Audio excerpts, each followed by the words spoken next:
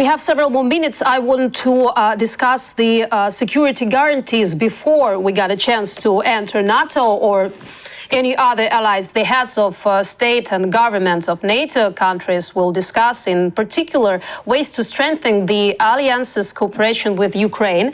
This was stated by U.S. Secretary of State Antony Blinken during the briefing. He said that at the July NATO summit in Vilnius, the member states of the alliance will provide our country with material and political assistance. Regarding Ukraine, based on today's discussions, I think the first thing that can be said is that in Vilnius, when the leaders meet at the summit, we and our friends in Ukraine can count on a very powerful package of both political and financial aid, said Blinken. He reminded that all the allies support the commitments they made during the Bucharest NATO summit in 2008, when they promised Ukraine membership in the alliance. According to him, currently the main attention is paid to strengthening relations between Ukraine and NATO, as well as bringing our country to the standards of the alliance. Instead, on the eve of the North Atlantic Alliance summit in Vilnius, President Volodymyr Zelensky said that he does not see the point of participating in it if Ukraine does not receive a clear signal about its membership. He said this in an interview with the American publication, The Wall Street Journal. I quote him, "Some NATO countries are so afraid of Russia that they are not ready to see Ukraine in the bloc. If we are not seen, the signal is not given in Vilnius, I believe that Ukraine has nothing to do at this summit," the head of state emphasized. So what decision can be expected during this NATO summit? How do you think? Well, I think that I can certainly see where Zelensky is coming from. As you pointed out, we've been here before. So in 2008, NATO adopted a very, one could say, wishy-washy position on the aspirations of Ukraine and other Eastern European countries that wish to join NATO, which was that they should, in principle, be able to do that in the future, but without making any kind of concrete arrangements for that to begin happening. And my understanding of the current situation, based on Zelensky's statement, is that Ukraine fears a similar kind of deferral of this issue without any kind of clear progress. I'm afraid that that he has some reasons to be concerned. So, on the one hand, we have seen some governments take a strong stand in favor of developing a timeline for Ukraine's NATO accession, as was recently done for Finland and Sweden, right? So it's certainly not the case that this can't be done. On the other hand, it does seem as though many more governments are not there yet. Whether they will be in the future remains to be seen. But the discussion of the so-called sort of Israel option, right, in which NATO makes a commitment to support Ukraine with equipment and weapons and in other ways, but short of the full security guarantees. Well, there's a sense in which it could be better than nothing, than not doing anything additionally for Ukraine. But I can also see why, from the perspective of the government of Ukraine and many Ukrainians, it doesn't really resolve the question. So it's very hard to see anything other than NATO membership serving as an effective deterrent against future Russian aggression. Even if this round of hostilities ended tomorrow, nothing we've seen coming out of Russia indicates a kind of relinquishing of its aspiration to subjugate Ukraine. And that's the fundamental problem.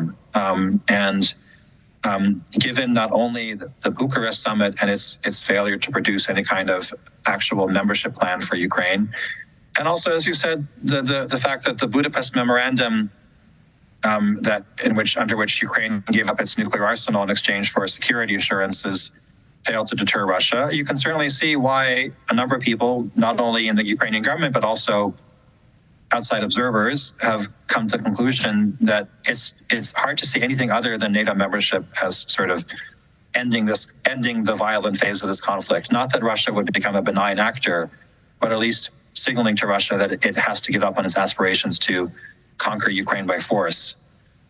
So I hope that the Vilnius summit will produce a clear way forward for Ukraine to join the alliance, but I certainly understand Zelensky's apparent concern that it may well not do so, and then the question becomes what's left, or what are other possibly beneficial, although not as beneficial, outcomes that could be expected from the Vilnius summit. Can there be proposed any compromise during this period of time while we're in state of war? Well, I have heard the argument made. I think it's quite sensible that the Federal Republic of Germany was admitted at a time when Germany was occupied by the former victorious World War II powers, right? And part of what was then East Germany, the German Democratic Republic, was full of Soviet soldiers and weapons. So one can certainly imagine a compromise in which a NATO membership was extended to Ukraine, but without the assurance that NATO would help Ukraine to recover territory that was currently occupied by Russia. So yes, that would seem to be a kind of an obvious template for consideration.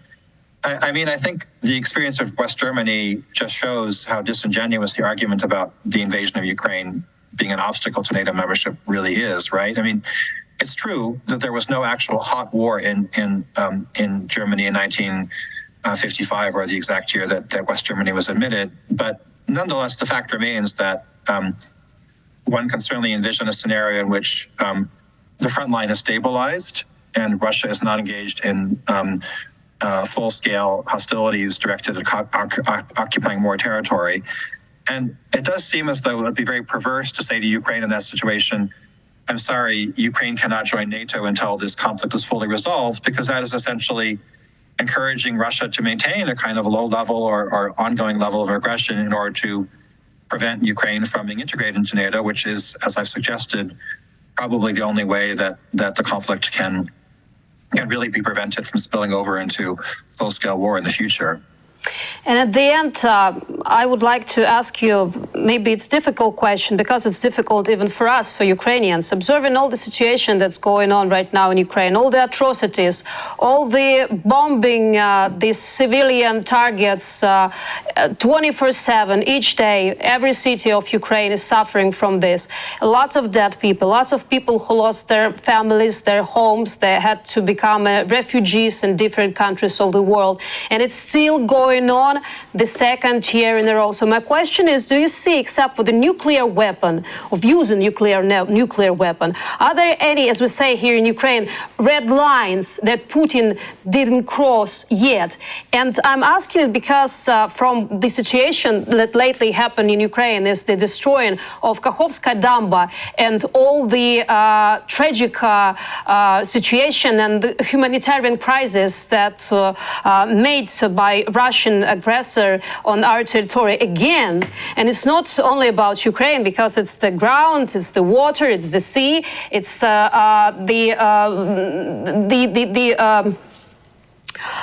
consequences that will be felt not by Ukrainian societies, but the neighboring countries. Isn't Alliance tired of Putin's endless bluffing and endless atrocities towards the neighbors? And will there be any proactive actions, as we started from United Nations, but any other opportunities, instruments, and any other organization in the world who will put an end to all of this, and in which way? It's a difficult question, I understand, but... Yes, it's a very difficult question. I hesitate to speculate, but I will agree with you that the destruction of the Kakhovka Dam, for which I think Russia is the obvious and only serious suspect,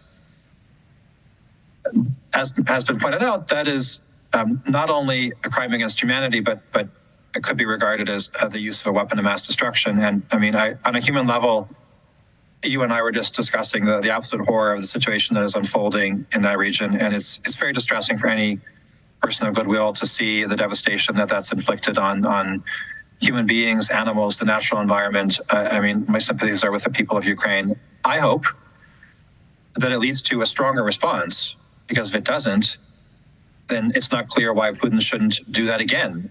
As has already been discussed by Russian bloggers and in the Russian media, the possibility of destroying other Ukrainian dams and causing more flooding. There must be some kind of response to make that option unappealing to Putin.